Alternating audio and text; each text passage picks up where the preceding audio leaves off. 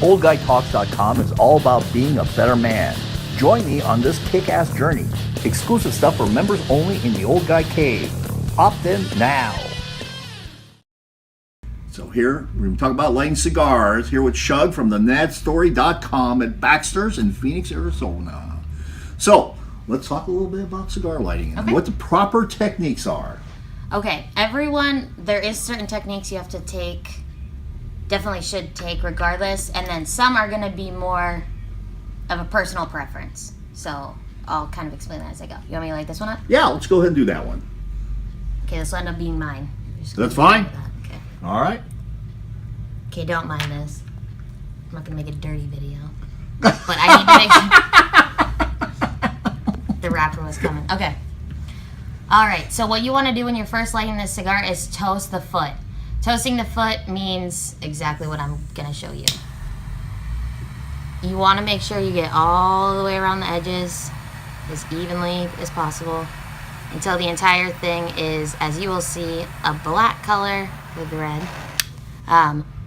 Sometimes blowing on it, you can check to see if everything's lit. The reason why we do this is that way when you actually light it, when it's in your mouth, it burns evenly. You'll see certain cigars, they'll still do it even if you toast it sometimes, but they'll trail off. It's really annoying to have one side of the ash way longer than the other. It just makes for not the best smoke. I don't know. It irritates me, that's for sure. So after you toast it, you're going to want to go in and light it. I can't talk during this part, so...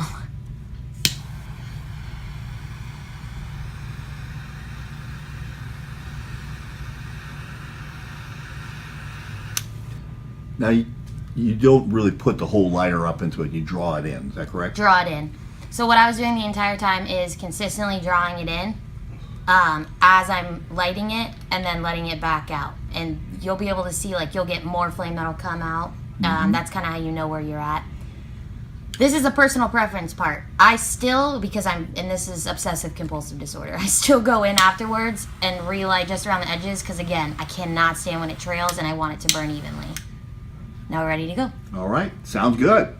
So now, a couple of things about the lighter. First of all, earlier today, we had an injury on the set here at Baxter's with our cameraman Sean in the background. Very important. Sean, what do we need to do? Make sure the hot end goes up. There we go. Sean had a little workplace injury. He'll be talking to his lawyer here later on today. So sometimes with the torches too, you don't know if it's gonna be. Some of them are like a lift-up cap. Some of them will come up with the switch. Sure, switch. Always try this part first instead of like lifting.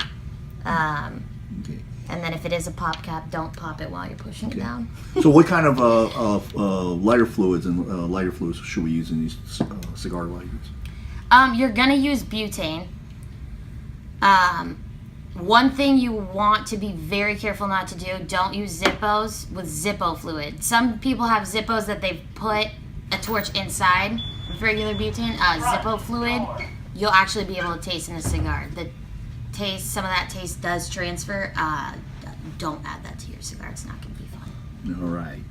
Now, so a torch or matches would be fine. Matches. Some people, it does add a little bit more of that cedar taste. Mm-hmm. Some people can't really taste it. I could when I did the matches, but I'm too impatient to do matches, so I normally won't do it. Actually, there's some cedar matches on the market too. Mm-hmm. Yeah. And a lot of people just like to use cedar in general and light that, and then use that to light their cigar. So it's all about preference again. Sure. So. Let's talk a little bit about the ash, because there's sometimes people like to get a really long ash or short ash. What's your take on that? I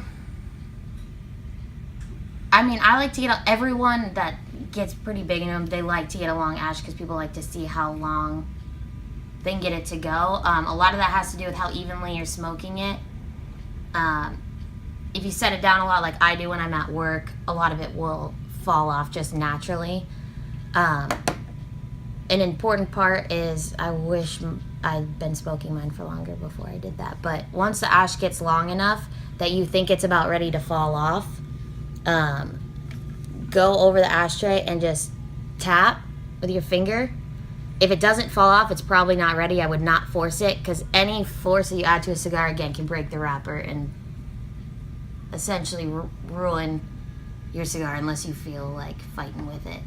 You can also kind of scrape it around the sides like that, and it should come off pretty easily. But again, don't force it. Some ash stays pretty strong until it gets to the point where it wants to fall off. Depending on the cigar, the way you're smoking it, how evenly it's burning, it all contributes. All right. And lastly, the big controversy in cigar smoking: to ban or deban, and when. Do not deband it until the point where you're actually about to hit it. It's not about style. For some people, I guess it might be, but it's not about style and looking fancy and having people realize what you're smoking. It's actually for a specific reason. The glue that they use to hold the band on the cigars, it's a vegetable-based glue, and I'm completely spacing the name of it. If you rip the band off at this point that it's at right now, it can, and a lot of times will, rip the wrapper. Not entirely, but once you start to rip the wrapper, it begins to do a thing called exploding, where more is going to rip as you keep smoking. The pressure of it is just going to keep cracking the wrapper. So I would not pull it off. You can tell as well. There's a lot of times you pull the band off and there's some of the wrapper stuck to the inside of the band. That's because of the glue.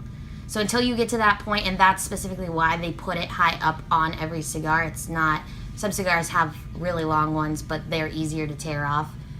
They'll put it up towards the top so that you're getting close towards the end before you have to rip it. So, I mean, that's the take on that. All right. So, folks, that's it. Little information about how to light that cigar and how to smoke it. So I'm here at Baxter's Cigars in Phoenix, Arizona with Shug from themadstory.com. You can follow her there, and you can go to www.oldguytalks.com for more information about cigars and other cool kick-ass shit. So until later, Cool kick-ass shit. Kick-ass shit. All right. See you later. Opt in and encourage other old guy assholes like you to opt in also.